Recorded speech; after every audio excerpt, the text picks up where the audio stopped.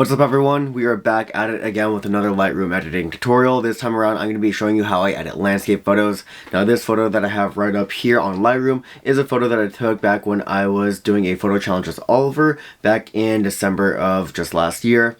And this right here is a bayside scenery on the peninsula region in California, and so we're just looking out at San Mateo as well as just like the other bayside regions.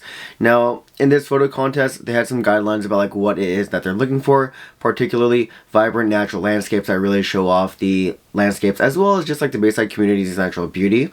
And some locations that they had in mind were like Sweeney Ridge Trail among other trails, but this one right here is on top of San Bruno Mountain Ridge Trail that if you guys haven't already visited, definitely check it out. It's definitely worth a hike. It is a little bit of a treacherous hike getting up there, but it is very beautiful at the top nonetheless.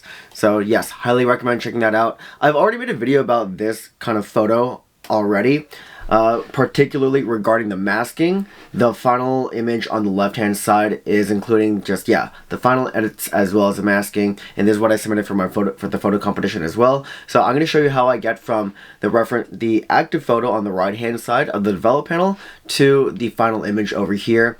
As for the masking video, that is definitely one in of itself, and there's more that I cover there using some of the basic masks that I use in my editing workflows, particularly on landscape. So I will drop that in the end card below as well as in the description as well too.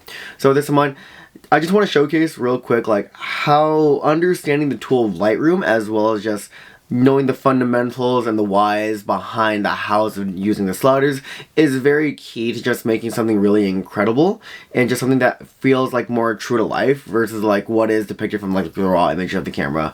So I'm going to split this up in two parts of this video over here, particularly like what are the camera settings, additionally how do I use how I composed it, and then getting to the edits themselves. I'm going to be talking more of like the conceptual parts because I feel like that's going to be more helpful versus like showing you what exact numbers and sliders are going to be particular to this photo itself. That way you can apply those same concepts and that I talked about into your photography as well too, and be better and awesome photographers and editors too. So let's go ahead and hop right into it. So starting off with the composition itself, I have shot this over 1/60th of a second at f5 ISO 800 at 19 millimeters using the RF 15 and 35 millimeter lens.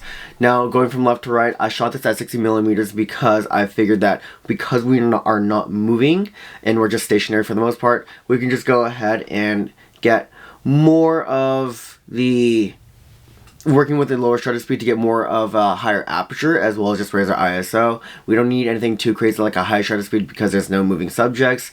As for the high aperture itself too, normally with this lens I would shoot at like usually 2.8, but lately I've been shooting at like more than that. Now for landscapes in particular, I'd be shooting at like at least 4.0 and above. I don't try to focus stack, main reason because I just don't believe that it is a much more accurate depiction of like how we interpret and see things, because when we look at just like one thing, chances are like everything else around that one focal point that we're looking at is just going to be like blurry or just like out of focus naturally. So that's why I feel like focus stacking isn't just a real depiction of just how we view things. So that's why I just shot at f5, so that way I can also get more of Oliver as an eye as well as more of like the foreground and a little bit of the midground in focus as well too. And because I am shooting this more underexposed, reason being is because I want to preserve the highlights that are coming in from this nice sunset on this right hand side of the frame. I want to shoot underexposed so that way I don't lose too much detail in the highlights. However, I do compensate with a higher ISO because also we were shooting this at a time where the sun was like not really low but just over the horizon, so I do have to compensate and just expose for the ISO later in pre-production. I'm not worried about high ISOs right over here because we have denoise, and thankfully denoise has greatly improved over the last couple of years of just using Lightroom too. As for the 15 to the 35 millimeter lens, I thought about using a 70-200 since we're going to be on top of a mountain ridge. However, I figured that for this subject and how I'm composing it, I wanted human subjects to be interacting within not only the frame but also just with each other too. So as you can see, Oliver's flying his drone over here. I'm eating a really nice burrito from Taiwanese Eats in San Mateo or Redwood City, and if you haven't checked them out, definitely check them out. Definitely recommend the burrito. Very good value for the price that you're getting for it, and it's a very hefty burrito too, and it's local Gotta love it. Gotta support your local business. But yes, 20 millimeters because I figured that going any further down, it would start to distort the image itself, including the rocks as well as the people. Going 20 millimeters, I think it's just going to be a really good middle ground between only getting what I need in frame 2, but it's just, if I go 35, I feel like that's going to be too close, and I would have to set the tripod further back. Let's go ahead and hop right into the editing itself. So the focus that I wanted to go for with this particular image was capturing the California sunset, but also work with simplified colors, that being the orange as well as the yellows and the blue tones, because I feel like they all blend and work really well nicely with each other. More importantly, because it was really cold that evening, I wanted to convey the sense of a really cold atmosphere. So that's why overall I'm going with a much more blue tone within the frame itself. And I'll show you a couple ways of how I go ahead and accomplish that. So let's go ahead and hop right into it right over here. But before we do that, let's go ahead and get ourselves a little coffee break. Be careful not to burn myself. Going from top to bottom, I'm going to show you how I work through the sliders. And there's some parts of it where I'll speed up so that way I can just go ahead and talk through it. First of all, I want to set the tone for the image. I feel like having a nice blue tone overall is not only going to bring back a little bit more of the color in the sky, but also just set the tone of like how chilly it is on the mountain.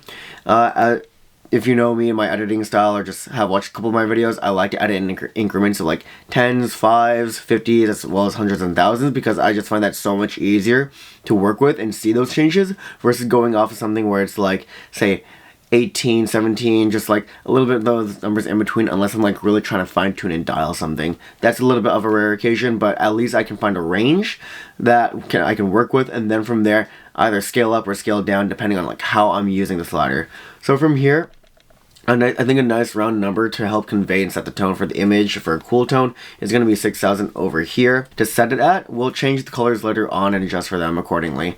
Now, as for exposure over here, like I mentioned, I underexpose this image over here because I know I can get some more details back in later on in post-processing, because I really want to preserve those highlights as well as not wash out too much of the color within the sky and keep the blues as they are, and we'll edit for those too.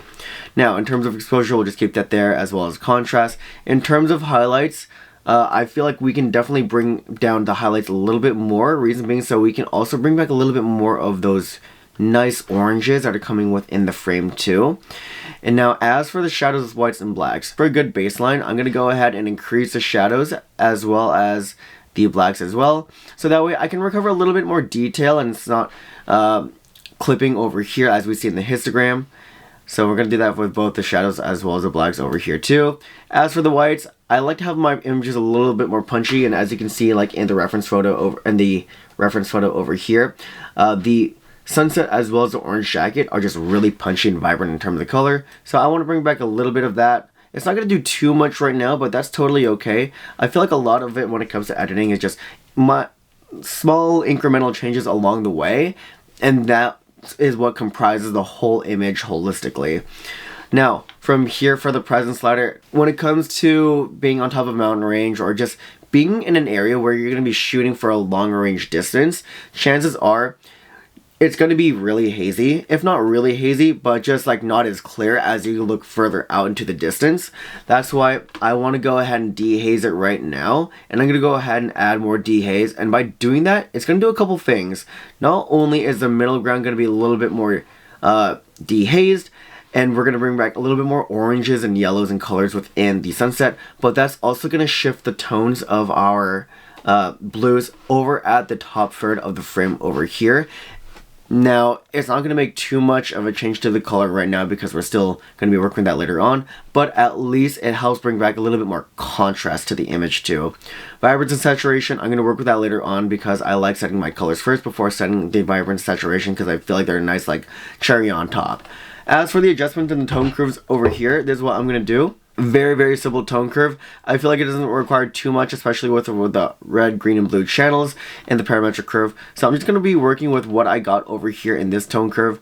I like to add a little bit more of a shine to my image, a little bit more of a matte kind of look. So I'm just going to lift up the blacks a little bit so that way the blacks aren't clipping. And as we can see here in this triangle and the Instagram, they're not clipping whatsoever. In terms of going for my simple tone curve over here, I always like to add 3 dots because I feel like a dot in the middle of where the midtones are, the shadows, as well as the highlights are just really simple, easy tone, is a really simple, easy S-curve to use to add contrast or provide more, say, light or shadows in one area over another, so that way you can balance out your image and it doesn't look washed out. Which, speaking, I should have mentioned in dehaze, it helps your image not look as washed out when you're increasing dehaze in Lightroom. So I'm going to go ahead and create this nice little tone curve over here if my mouse is going to be cooperating with me. And I also like to hold shift as I'm doing this too, so that way I can just go ahead and move the dot in a column rather than like having it go willy-nilly all over the place. And as you can see here, my midtone dot can cooperate with me too. Now the reason why I'm adding midtones over here too is because, again, I'm looking to add a little bit more contrast, but in a way a little bit more exposure when it comes to the tones in the middle, as well as just adding a little bit more punch and color to the human subjects as well, in addition to the color within the sunset too. Now, as for my final touch over here for the tone curve, I'm going to go ahead and add a little bit more of the highlights, inject a little bit more of the highlights into this image itself too. Reason being, and I'll get this more into the color aspect of the edit itself too, is I want to make sure that my colors blend in with each other and that they don't look like they're banding. As I get into calibration, I'm going to go ahead and just edit for this right here, and then I'll talk through with it after I make those edits, so I'll speed the section up right quick.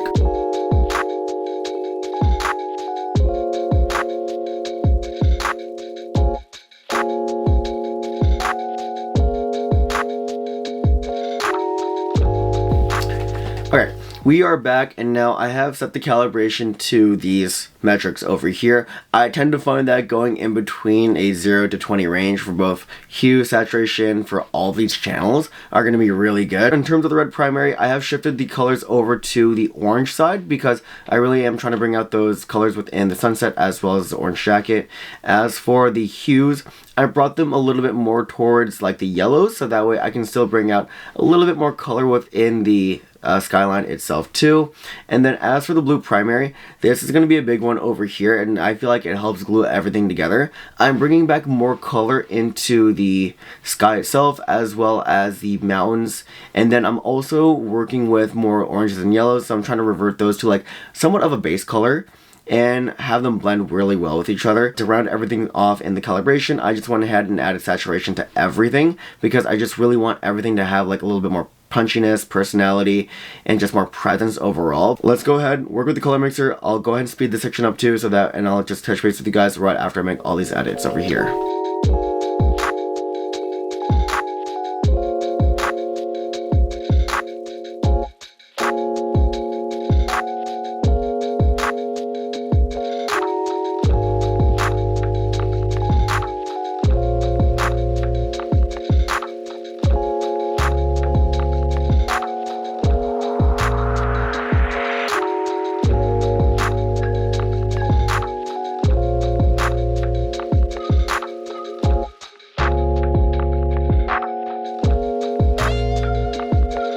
And I have worked with hue, luminance, and saturation in that order. I'll go ahead and break it down right over here.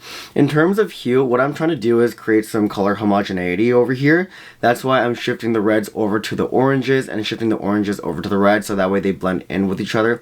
There is just a tint of red within the image itself too.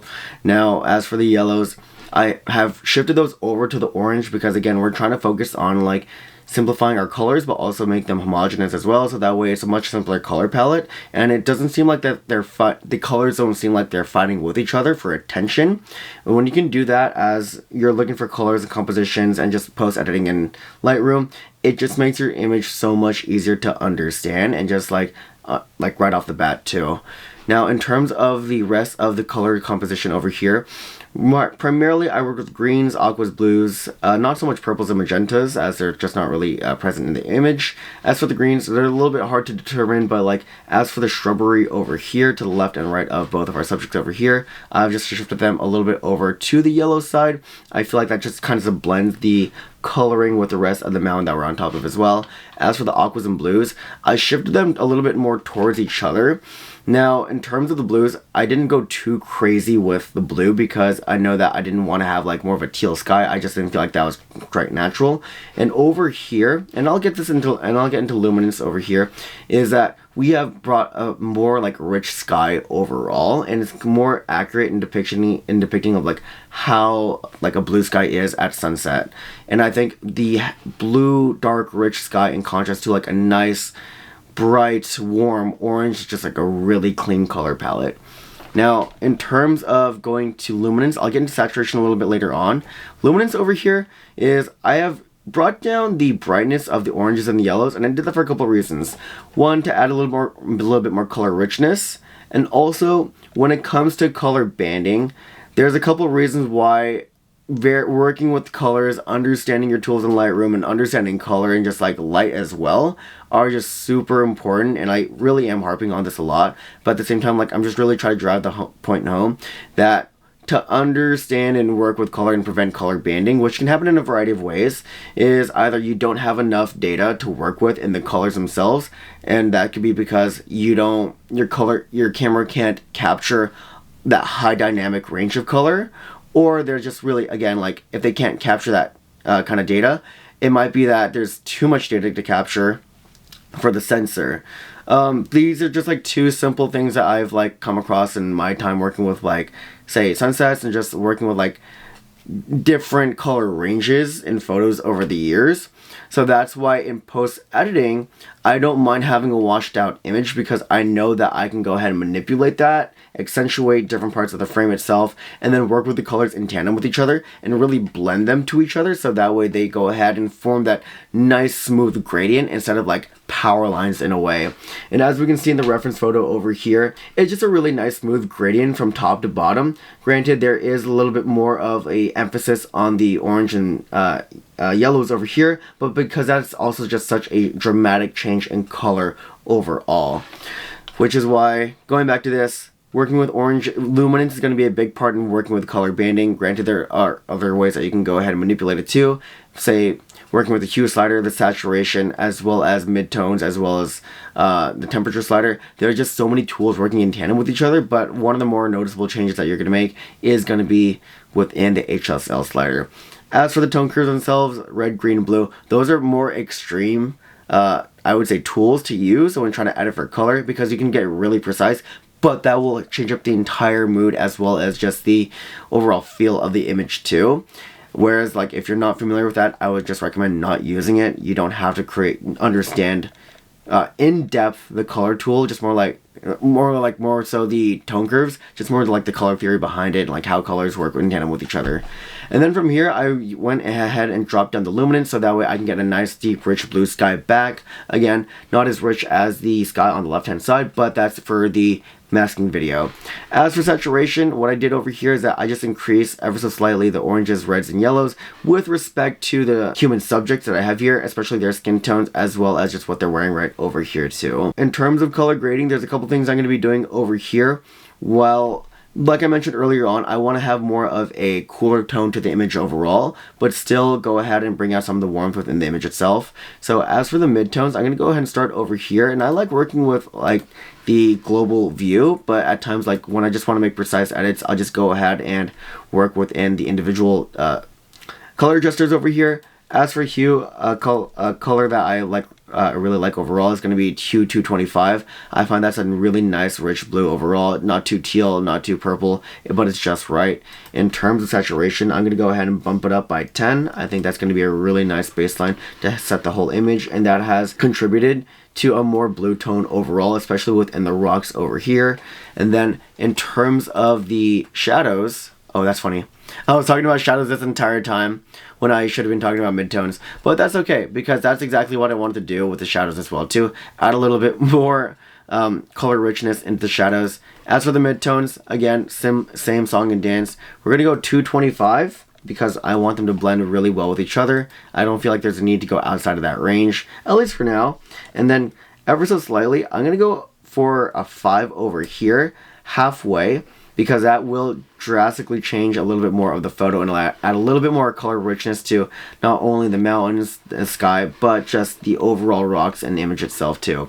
Now, to balance everything out, I went ahead and used the highlights, and particularly I'm going to go with something that I feel like is appropriate. I feel like the range between like 50, 40, 55, or like even 40 are really good. I'm gonna go with a 45 over here.